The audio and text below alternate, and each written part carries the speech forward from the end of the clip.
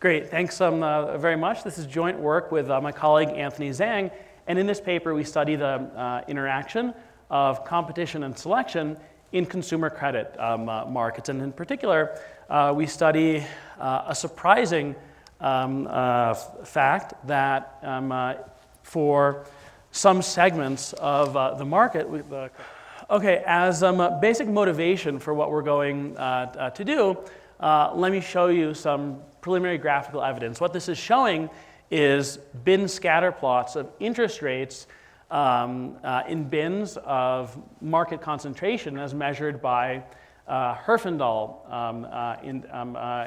indices for auto loans. I'll get in more later about how we measure everything, but for now, just bear with me. And for prime borrowers, for borrowers with credit scores above 600, what we find is exactly the effect that we would expect. In more concentrated markets, we see higher interest rates, higher prices. However, in subprime markets, we find precisely the opposite effect. In more concentrated markets, we actually see lower prices. And we're going to propose a mechanism which can explain this. And this is fixed costs of screening. So this is a collection of various technologies that, that lenders can invest in to screen borrowers. Lenders have the option of buying things like data or investing in predictive analytics or machine learning, so on and so forth, so they can screen out riskier borrowers. And if you notice a lot of these things, they have either a fixed cost or some fixed cost component. Either you have to buy a platform which has predictive analytics, or you have to buy data. So what we do in this paper is we build a model in which lenders make fixed cost investments to screen borrowers and then set loan rates. So I'm going to be a little bit loose with my language in this presentation. I'm going to call these fixed costs, but all we need is for investment to have some fixed cost component or variable costs with a declining marginal cost structure. For example, how credit bureaus sell their data. And what we'll find is that for high-risk consumers, concentration actually leads to lower interest rates. And that's because in this framework, there are two opposing forces. There's the classic market power force in which more concentration leads to greater markups, but there's also this screening channel in which greater concentration leads to more investments in screening. So we're going to take this model to the data and test the model's predictions using administrative data from TransUnion. What we see is that rates and concentration are positively correlated for low-risk borrowers and negatively correlated for high-risk borrowers. We're going to show that the results hold both in the cross-section, using panel variation, as well as using variation stemming from bank failures and mergers. We'll also present direct evidence that in more concentrated markets, lenders are investing more in some screening technologies that we can observe. And we'll also show that model predictions on default rates and quantities, namely that our model can predict both declining prices and quantities, hold in the data, and that can help reject a lot of alternative explanations. So the upshot of all this, the bottom line, is that with a new effect of competition and selection markets, and this has important implications for competition policy and antitrust in financial and more generally some screening markets. More competition might not always be a good thing for consumers. So I'm not going to spend too much time talking about the related literature, just in the interest of time, especially given the earlier technical difficulties. I'll just say that we stand on the shoulders of giants. So the two basic forces in our model are first a classic market power channel. So if lenders have more market power, they set prices at a higher rate above marginal cost.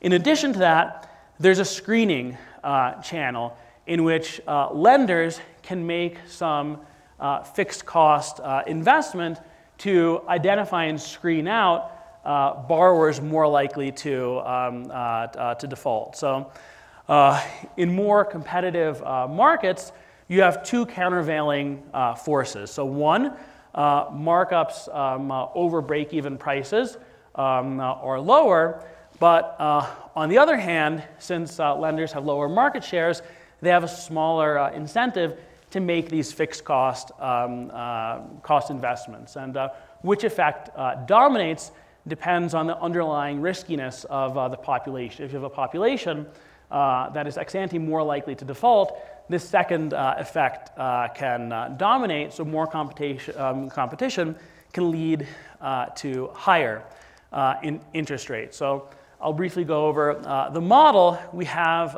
n-identical lenders indexed by J, a continuum of consumers on a sail-up circle. We have two types of borrowers, the G borrowers that never default and the B borrowers that always default. And lenders have the option to pay some fixed cost to screen out the type B borrowers and prevent defaults. And then they set some interest rate after they've paid this fixed cost. So we assume that there's a symmetric equilibrium. So lenders' market shares are just given by 1 over the number of lenders in the market. And these market shares determine the markups. They also determine the screening incentives, and they go in opposite directions. So I can show you some just simple calibrations to get the intuition. So as concentration increases, markups always increase. So here, as we go from blue to red, we're varying the share of borrowers that default. And what we see is that regardless of the underlying riskiness of borrowers, we see that more concentration always leads to lower default rates. We'll come back to that later. That'll be important. But the main kind of surprising fact we find here is that in markets with a lower portion of risky borrowers, we see kind of this classic effect that we would expect in more concentrated markets, higher prices. But in markets with a higher portion of risky borrowers, we see precisely the opposite effect. So just the intuition of the model. Here's summarizing the predictions of this framework for low-risk segments of the market. More concentration leads to higher interest rates. For higher-risk segments of the market, more concentration leads to lower interest rates. Regardless of the underlying riskiness of the population, more concentration lowers default rates, and it also can cause loan quantities to decrease even if prices decrease. And there aren't as many frameworks that can predict this happening. So the empirical setting that we're going to explore this in is the auto lending market. So this is the third largest source of household debt in the United States. So why do we look at the auto lending market? Well, it has a number of features that make it attractive and more likely that the predictions of this model would bear true. So one, it's segmented by borrower risk. Two, importantly, unlike the mortgage market or the student loan market, the largest and second largest consumer credit markets in the US, lenders bear most of the losses. These loans are not guaranteed by the government, and securitization rates are fairly low.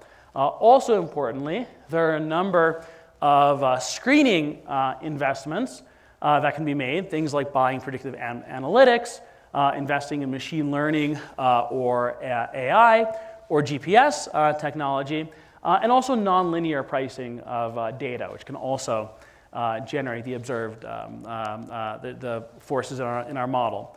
So we're going to use data from the Booth TransUnion Consumer Credit Panel.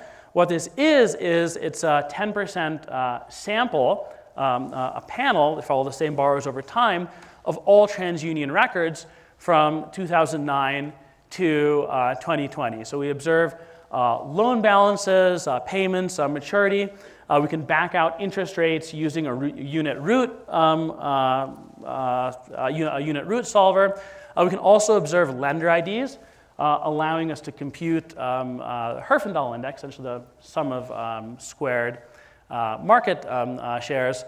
And we're also going to link this to call report data, which we're going to use to generate variation in market concentration stemming from bank failures and bank mergers.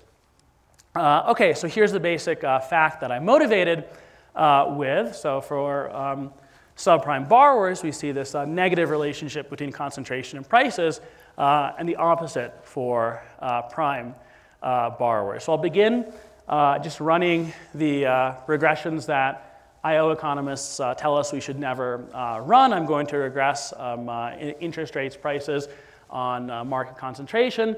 You know, Gregor's wearing a mask, but I'm sure he's frowning there in the back. Later, we'll use variation from bank failures and mergers, but I'm just going to estimate variance of interest rates on HHI with various fixed effects, county and year fixed effects. What we see is that both in the cross-section and including year fixed effects and using panel variation, we get quite similar results. So for low credit score borrowers, we get this negative relationship, and for high credit score borrowers, we get a positive relationship, okay, using both panel and cross-sectional variation. We can also split across more fine bins of credit scores, and what we see is that as we move from the lowest credit score borrowers to the highest credit score borrowers, we see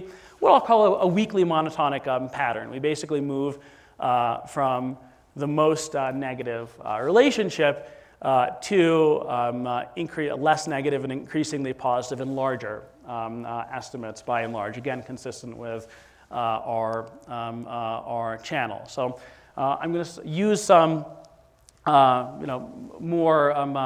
variations stemming from bank failures and mergers, because we might think that HHI could be correlated through price through other channels. I can't think of too many stories for why this would generate this asymmetric effect that we see in the data and that our model predicts. But it's nice to have another source of variation. But before that, I want to show you some direct evidence that lenders are actually investing more in screening technologies in more concentrated markets. And I'm going to do that using more data from TransUnion. This is data on the take-up of a product that they have called Credit Vision. And essentially, this is a product that lenders can purchase from TransUnion, and it has additional information on consumer behavior, various purpose-built credit scores, like a credit score for auto loan default, or really various other things that the lenders could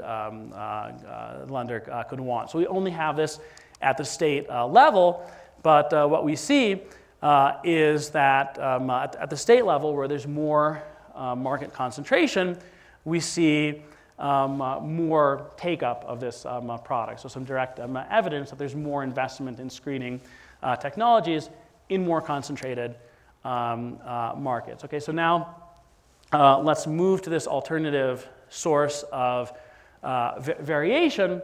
Again, I can't think of too many stories for why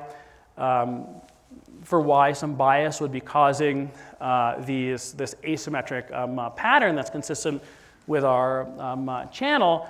But of course, HHI and interest rates might be correlated through many different unobserved channels. So what we want is some source of variation in market concentration.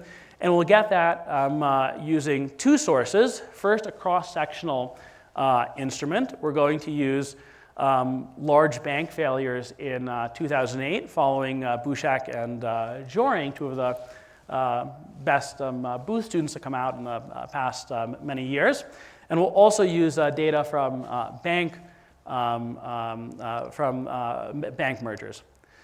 Okay, so we link, they did a call report data, and there we're measuring bank market shares by deposit. So the leap of faith that we have to make here is that deposit shares are correlated with auto lending shares. If we look at auto lending concentration and deposit concentration, they're very strongly correlated. So I don't think it's too far of a leap of faith to be making.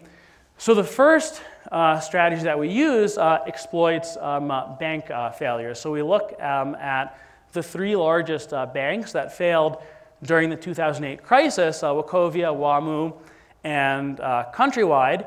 And in counties where these banks had a higher market share pre-crisis, we see lower pre-crisis concentration as other lenders came in and purchased particular branches.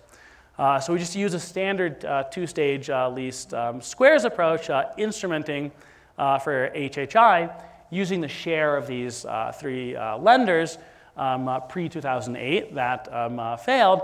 And the identifying assumption here is just a standard one, that the pre-crisis market shares are uncorrelated with unobserved determinants of rates except through concentration effects.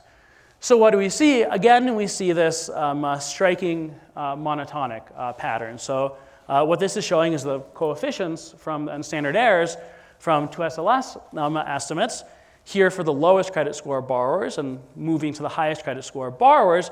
And again, we move from negative effects to positive effects. So again, very consistent with our model and the earlier OLS estimates.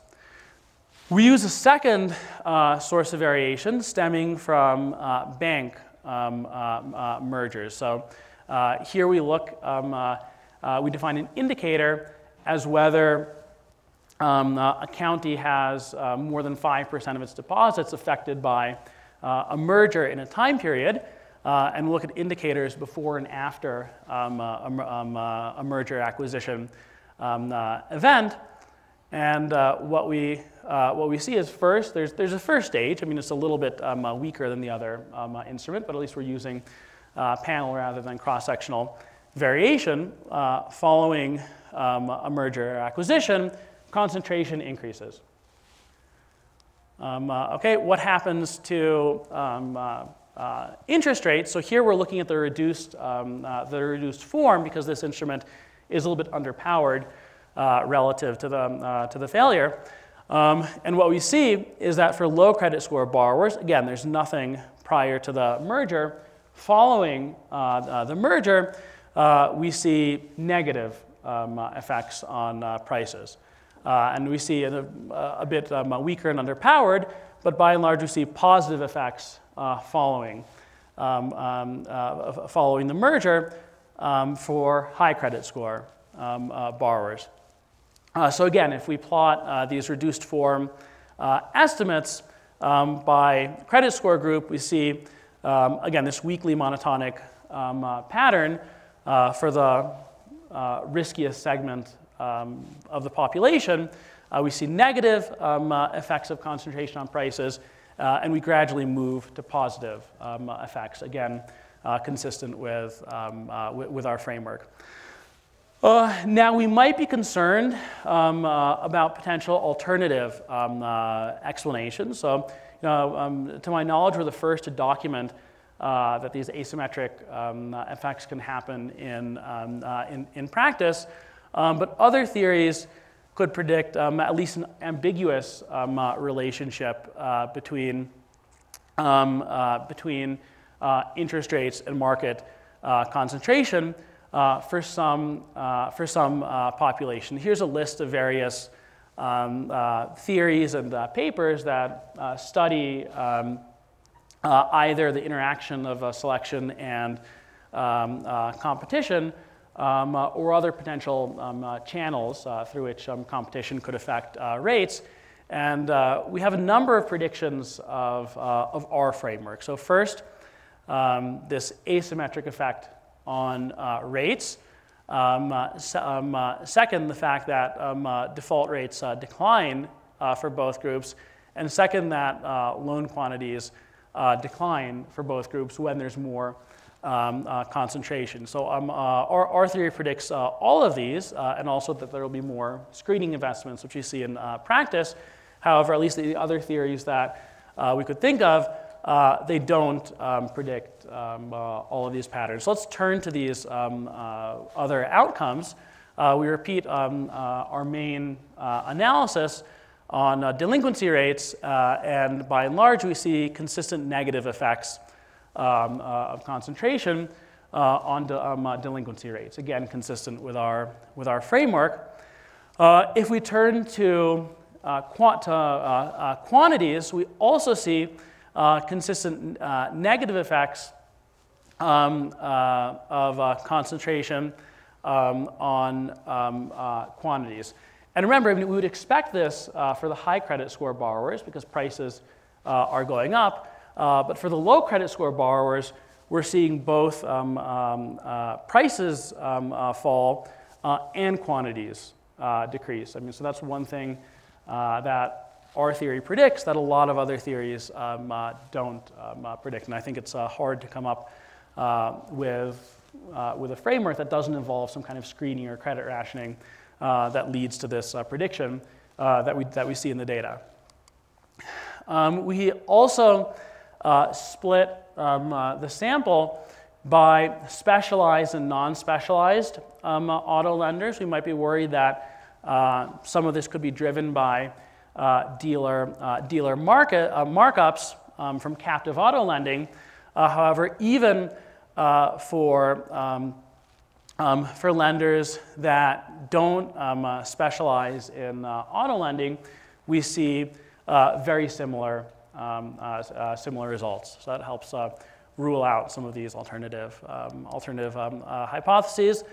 Finally, I mean, our theory also has predictions about lender size, and if some of these decisions are made at the lender level rather than the local level. So, for example, building a data analytics team is probably at the lender level, whereas purchasing data on people in a specific geography is probably at the local level. Then some of these effects would be attenuated for larger lenders, and that's exactly what we see. Although we see that the effects are not fully attenuated, which suggests that there is some local component to these screening costs. Okay, and then in the paper we do quite a lot of robustness. We do an alternative diff and diff specification.